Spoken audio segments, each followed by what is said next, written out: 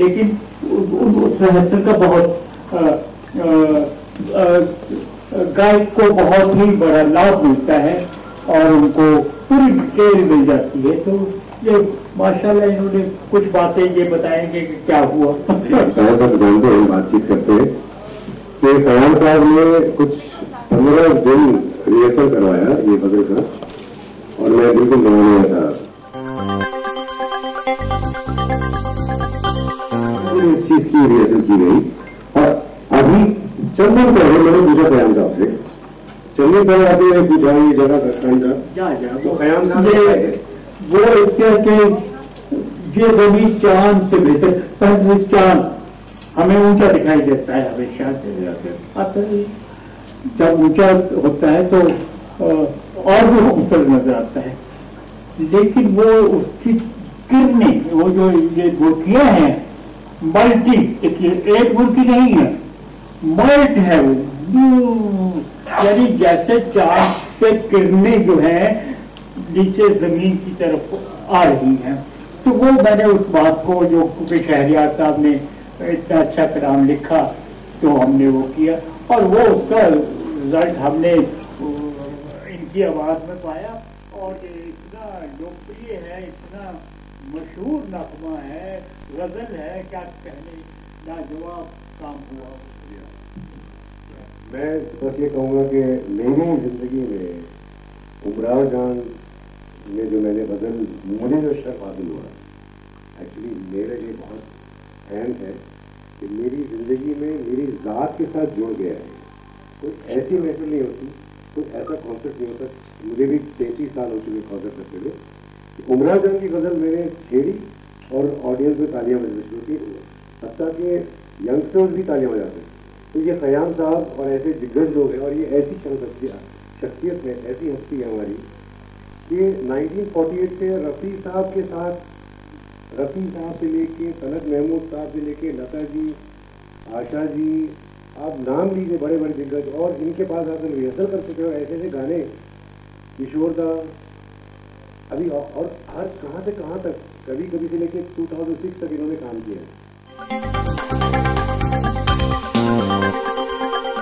It is actually a great honor for us, and that is why मैंने सोचा था, मैंने बहुत दिन से मेरी ख्वाहिश थी कि खयाम साहब कारवाने गजल में आए हमारे शो में, लेकिन तबीयत जरा नासाज थी, इसलिए मैंने थोड़ा इंतज़ार किया। अब खयाम साहब से मैंने बात की, आज सालगिरह भी थी, और उन्होंने फ़ौरन कहा कि बेटा मैं ज़रूर आऊँगा, और आप सब की तरफ से और हम सब की तरफ से, टीम की तरफ से, कारवाने गजल की टीम की तरफ से हम खयाम साहब को दिल से शुक्रिया अदा करते हैं, और सालगिरह मुबारक।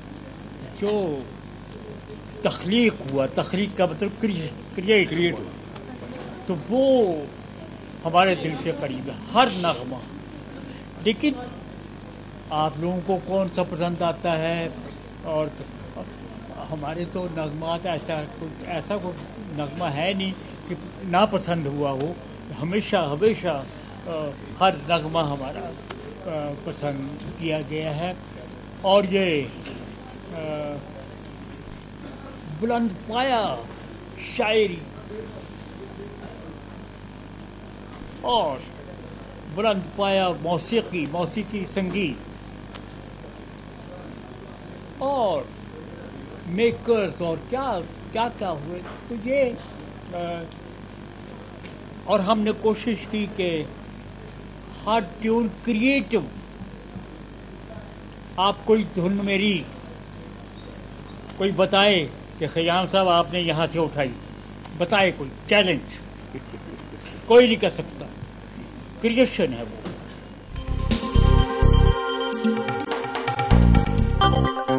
तो ये हमने काम किया, और वो हम आपने जो बात पूछी, हम पता है ऐसा करते हैं, हमारी बात तो है, हमारी बेगम साहिबा का एक नगमा गाया हुआ है, आप लोगों को याद होगा, उस गज़ल को, उन शेरों को उन्होंने नस्बुल ऐन बना लिया। फिल्म शगुन में उनका नगमा गाया हुआ, बेहतरीन अपने अंदाज में गाती हैं वो, जगजीत कौर जी का जिक्र कर रहा हूँ, मेरी शरीक है। जो है वो स्टाइल पिक्चरें जो बन रही हैं उनकी रिक्वायरमेंट यही है। मैं I will not blame our young music composer ना, उनकी जो डिमांड है वो हमारे नौजवान पूरा कर देते हैं और वो जो उनका मकसद होता है वो पूरा हो जाता है, वो कामयाब है। मैं वाजपेयी साहब के लिए गा रहा था जब वो प्राइम मिनिस्टर थे 99 दिसंबर 31 2000 जो आ रहा था केरला में, और सिर्फ 5 आदमी थे और मैं था, और उनकी फरमाइश क्या थी, फैज़ सुनाइए गुलों में रंग भरे, अहमद फराज सुनाइए रंजीशी से ही। तो मैंने वाजपेयी साहब से यही सवाल पूछा था कि आप हिंदुस्तान के प्रधानमंत्री हैं और उस वक्त आज से ज़्यादा हिंदुस्तान पाकिस्तान के वो कारगिल हो चुका था, आपको पता है ना। तो मैंने कहा ये, तो वो मुस्कुराए। तो मैंने कहा वाजपेयी साहब यही बात, इस बात की दलील है कि फनकार और फन की कोई सरहद नहीं होती, लेकिन जैसे कि अगर मेरा सगा भाई भी बुरा गाता है तो मैं नहीं सुनूंगा ना उसको, बर्दाश्त कर लूंगा लेकिन सुनूंगा। हमारी इंडस्ट्री, म्यूजिक इंडस्ट्री की इतनी बड़ी हस्ती है, रियली लेजेंड है। तो मुझे बड़ी खुशी है आप सब आए हैं, बिकॉज 50 इयर्स का करियर का 48-49 से लेके आपको पता है बेगम अख्तर साहिबा ने किसी और की कॉम्पिटिशन नहीं गाई, इनकी गाई है, ये आप लोगों को पता नहीं होगा। और बेगम साहिबा ने HMV में कहा ये कि मैंने कभी ज़िंदगी में किसी और की कॉम्पिटिशन नहीं गाई, खयाम साहब की जो गाई। तो उन्होंने ये भी कहा कि खयाम साहब ने मुझे गवाया, मेरी आवाज़ बिल्कुल 24 साल की लग रही है, और ये उनके वर्ड्स है, मेरे नहीं। तो ये ऐसी हस्ती है, वहाँ से लेकर कभी कभी त्रिशूल, उमराव जान, बाजार, फिर आपकी लोरी, फिर यात्रा 2006 मैंने गाया उसमें। तो मेरा मकसद कहने का कि we have a legend today in our midst. और मुझे इस बात का थोड़ा सा वो मलाल होता है कि फिल्म म्यूज़िक इंडस्ट्री के जो लोग हैं वो खयाम साहब को आकर एटलीस्ट एक मिलना तो चाहिए।